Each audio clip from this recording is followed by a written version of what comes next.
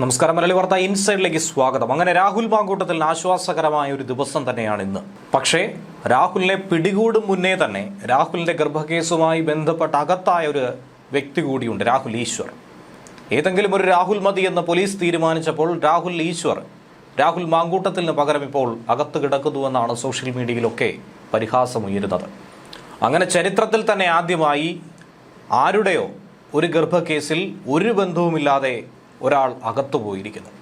കോടതിയിൽ തന്നെ കൃത്യമായി പറയുന്നു, ബുദ്ധിയില്ലാത്ത ഈ പ്രതിയെ പുറത്തുവിട്ടാൽ ബുദ്ധിപൂർവം പല ക്രിമിനൽ വൈകൃതങ്ങളും കാട്ടിക്കൂട്ടും, അതിജീവിതയെ അപമാനിക്കുന്ന തരത്തിലുള്ള പ്രവൃത്തി ഇനിയും ചെയ്തു കൂട്ടും, അതുകൊണ്ട് ഒരു കാരണവശാലും പുറത്തുവിടരുത്. അങ്ങനെ രാഹുൽ മാങ്കൂട്ടത്തിൽ MLA പ്രതിയായ ലൈംഗിക പീഡനക്കേസിലെ അതിജീവിതയെ സാമൂഹിക മാധ്യമത്തിലൂടെ അപമാനിച്ച കേസിൽ രാഹുൽ ഈശ്വറിന് ജാമ്യമില്ല എന്ന് കോടതി തറപ്പിച്ചു പറയുന്നു. അതോടൊപ്പം തന്നെ ശകാരവും. അഡീഷണൽ ചീഫ് ജുഡീഷ്യൽ മജിസ്ട്രേറ്റ് കോടതിയാണ് ജാമ്യം നിഷേധിച്ചത്. രാഹുൽ ഈശ്വർ അന്വേഷണവുമായി സഹകരിക്കുന്നില്ലെന്ന പ്രോസിക്യൂഷൻ വാദം അംഗീകരിച്ചാണ് കോടതി നടപടി സ്വീകരിച്ചത്. സാമൂഹിക മാധ്യമങ്ങളിലെ പോസ്റ്റുകൾ ഒരു കാരണവശാലും പിൻവലിക്കില്ല, ഇപ്പോഴുള്ള നിലപാടിൽ തന്നെ ഉറച്ചു നിൽക്കുമെന്ന് കഴിഞ്ഞ ദിവസം പോലീസ് കൊണ്ടുപോയപ്പോൾ പറഞ്ഞ രാഹുൽ ഇന്ന് കോടതിയിലാകട്ടെ ഈ പോസ്റ്റുകൾ അടക്കം പിൻവലിക്കാമെന്ന് വാദത്തിനിടയിൽ പറഞ്ഞു.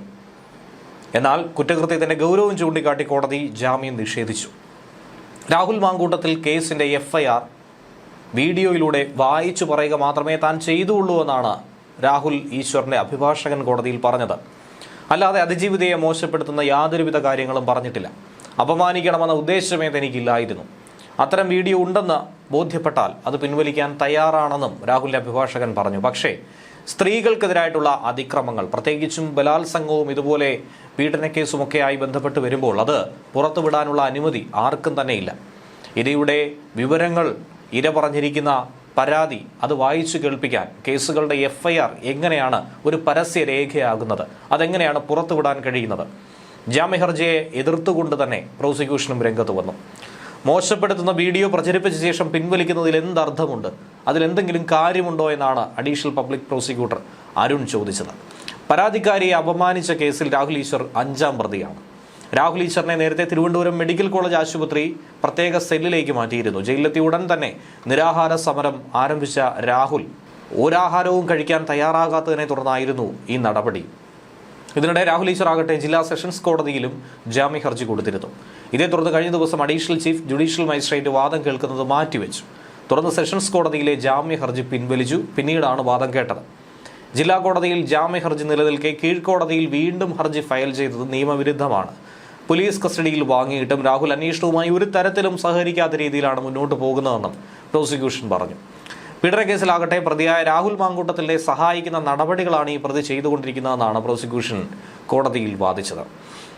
കണ്ടെടുത്ത ലാപ്ടോപ്പിന്റെ പാസ്വേഡ് ഇതുവരെയും നൽകാനായി പ്രതി തയ്യാറായിട്ടില്ല.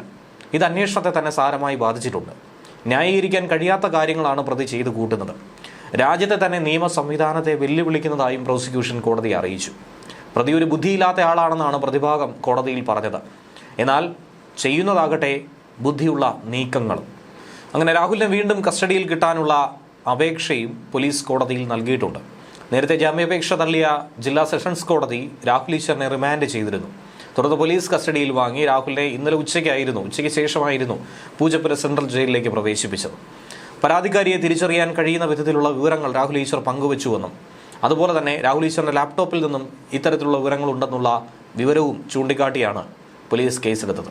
രാഹുൽ ഈശ്വറിനെ കൂടാതെ കോൺഗ്രസ് നേതാവ് സന്ദീപ് വാര്യർ അടക്കം 6 പേർക്കെതിരെയാണ് കേസെടുത്തിരിക്കുന്നത്. യുവതിയുടെ വ്യക്തിത്വം വെളിപ്പെടുത്തൽ, സ്ത്രീത്വത്തെ അപമാനിക്കൽ, ഭീഷണിപ്പെടുത്തൽ, ഇലക്ട്രോണിക് ഉപകരണങ്ങളുടെ ദുരുപയോഗം എന്നീ വകുപ്പുകളാണ് ചുമത്തിയത്. 2 വർഷം വരെ തടവ് ശിക്ഷ ലഭിക്കാവുന്ന വകുപ്പ് കൂടിയാണ് ഇവ. അതേസമയം രാഹുൽ മാങ്കൂട്ടത്തിന്റെ ആദ്യ കേസിൽ ഹൈക്കോടതി അറസ്റ്റ് തടഞ്ഞതോടെ അതിവേഗ നീക്കങ്ങളാണ് പിന്നീട് നടത്തിയത്. ബംഗളൂരുവിൽ നിന്നുള്ള 23-കാരിയുടെ പരാതിയുടെ അടിസ്ഥാനത്തിൽ പോലീസ് രണ്ടാമതെടുത്ത ബലാത്സംഗ കേസിൽ സെഷൻസ് കോടതിയെ രാഹുൽ സമീപിച്ചു. മുൻകൂർ ജാമ്യ ഹർജി സമർപ്പിച്ചു. രണ്ടാമത്തെ കേസിൽ രാഹുൽ മാങ്കൂട്ടത്തിന്റെ മുൻകൂർ ജാമ്യാപേക്ഷ കോടതി ഡിസംബർ 8 പരിഗണിക്കും. കേസിൽ രാഹുലിന്റെ അറസ്റ്റ് കോടതി തടഞ്ഞിട്ടില്ല. മൊഴി രേഖപ്പെടുത്തുന്നതുവരെ അറസ്റ്റ് നടപടികൾ ഉണ്ടാകില്ല എന്ന വിവരവുമുണ്ട്. തിങ്കളാഴ്ചയ്ക്കകം തന്നെ കേസിൽ വിശദമായ പോലീസ് റിപ്പോർട്ട് സമർപ്പിക്കാൻ കോടതി പ്രോസിക്യൂഷനോട് നിർദ്ദേശിച്ചു. കേസിൽ വിശദമായ പോലീസ് റിപ്പോർട്ട് തിങ്കളാഴ്ച കൊടുക്കണമെന്ന് എടുത്തു പറഞ്ഞു. പരാതിക്കാരിയുടെ ഒരു പേര് പോലും ഇല്ലാത്ത ഒരു സാഹചര്യത്തിലാണ് ഇമെയിലിന്റെ അടിസ്ഥാനത്തിലാണ് കേസെടുത്തിരിക്കുന്നത്. ജാമ്യ ഹർജിയിൽ ഇക്കാര്യം എടുത്തു പറഞ്ഞിരിക്കുന്നു. ആദ്യ കേസിൽ അറസ്റ്റ് തടഞ്ഞതോടെ രണ്ടാമത്തെ കേസിൽ കൊടുക്കാനുള്ള നീക്കം പോലീസ് നടത്തുന്നുവെന്നാണ് രാഹുലിന്റെ ആരോപണം.